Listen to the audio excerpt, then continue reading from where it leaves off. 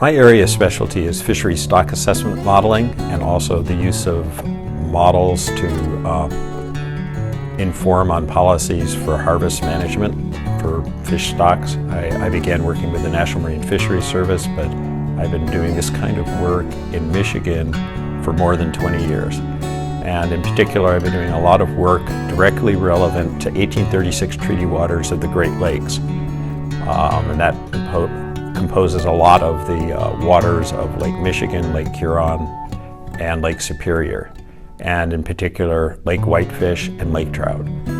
And I've been both directly involved with the fishery biologists charged with doing the fishery stock assessments, and I've also been involved in doing research in investigating how to best assess those stocks.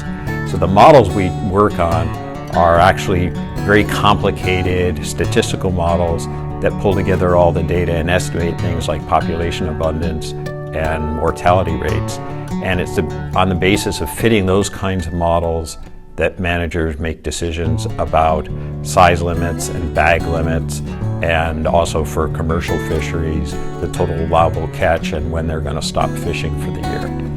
And the simulation work we've done is to actually run models that generate data like the kind of data we see to see how well those different approaches work. And we've made various recommendations on how to modify the stock assessment models that are being used in the Great Lakes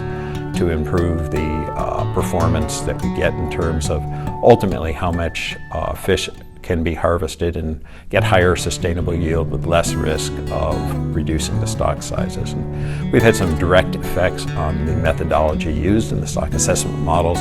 including more realistic approaches for allowing the fishing power to change gradually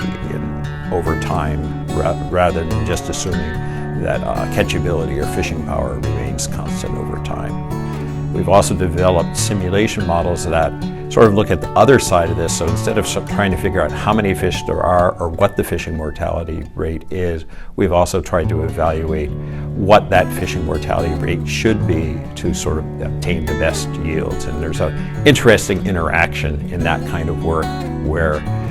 the methods that you use to assess the stock can interact with the appropriate harvest rate. As you might expect, if you get a better estimate of the stock size, you might be able to take, on average, a higher yield because you don't take by mistake too many fish at the wrong time. One specific research topic we've been concerned about is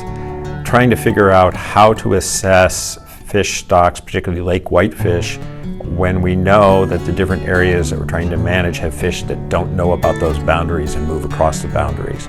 And so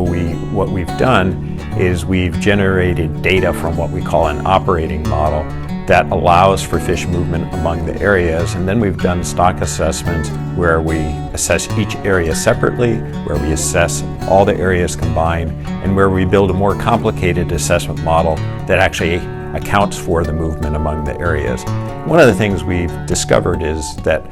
a fairly simple approach of pooling areas where the fish move a lot between the areas tends to work fairly well.